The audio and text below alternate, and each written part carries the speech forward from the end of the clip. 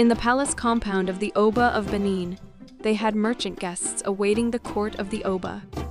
These guests were Sir Aaron Perez, a successful African slave trade merchant who had always thrived to rise up the ranks to be recognized as one of the iconic merchants, just like the Baron of Santa Rita in Rio de Janeiro. Next to him was his business partner, Sergeant Bruno Bautista, as well as some slave guards.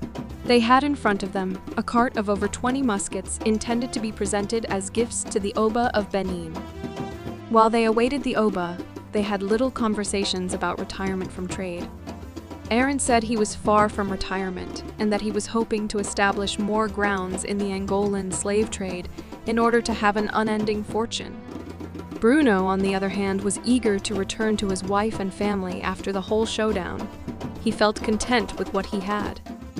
Then Aaron led him to dirty talks, stating that he wanted to live his life with obedient slave women and not the over-enlightened women they had over at home in Portugal.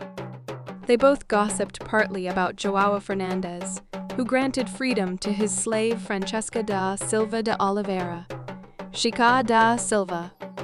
Aaron, with disgust, expressed that such moves were futile, and that in his own case, he would never grant his slave mistresses their freedom, as the slave obedience was the reason he was willing to settle with one in the first place.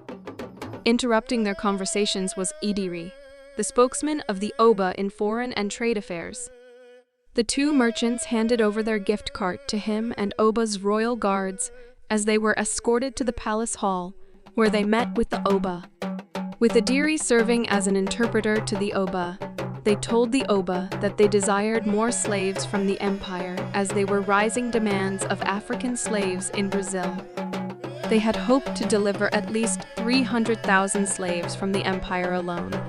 That annum, and in return they promised to help fortify their empire with weapons and more training.